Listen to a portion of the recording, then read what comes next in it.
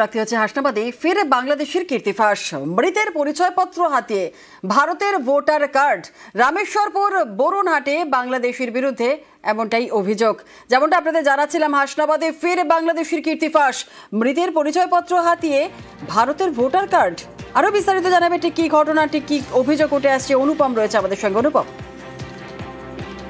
দেখো, এই যে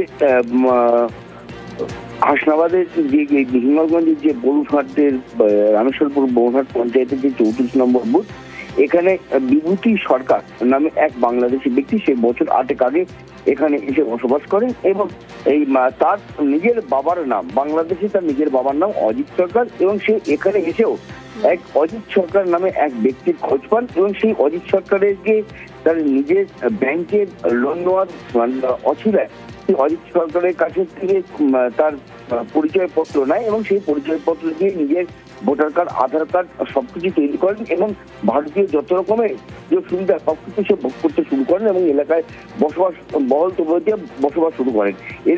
এবার যখন এসআইআর ফর্ম শুরু হলো, এসআইআর এর কাজ শুরু হলো, তখন এই অজিত সরকার ছেলে এবং এক মেয়ে তারা দেখতে পায় যে এই বিভূতি সরকারের নাম সেখানে উঠে রয়েছে, তাদের পরিবারের নামের মধ্যে উঠে রয়েছে এবং তার বিভূতি সরকারের বাবার নাম অজিত সরকার দেওয়া রয়েছে।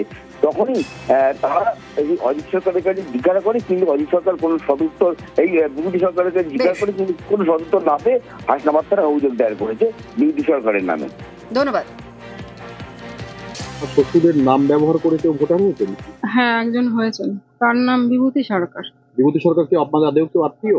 না, শ্বশুর মশাইয়ের যে নথিপত্র আছে সেইগুলো চুরি করে জাল করে আর কি উনি ভোটার হয়েছে। মৃতের নথি হাতিয়ে ইপিক তৈরি মানছেন অভিযুক্ত। 1996 অনুপ্রবেশের পর কারসাজি বলেও স্বীকার।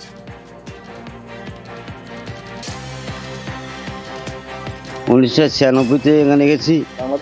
হ্যাঁ, আমি ভোটার হওয়ার কোনো যোগাযোগ পাচ্ছি না, ডকুমেন্ট নাহলে ভোটার হওয়া যায় না। খুঁজে কম্পিউটারে জেরক্স ফেলে ভোটার লিস্ট দেখে এই নাম মিল করিয়ে আমার কোনো কাগজপত্রের সঙ্গে মিল লিখে আমি এই ভোটারটা আমি হয়েছি। আর ইনি যে হয়েছে ইনি আমার বাবার নাম, কিন্তু আমার বাবার নামে অজিত সরকার, মার নাম জগদা সরকার। অজিত সরকারের সঙ্গে মিল পেয়েছেন, সেইভাবে ডকুমেন্ট দিয়ে ভোটার হ্যাঁ হয়েছে।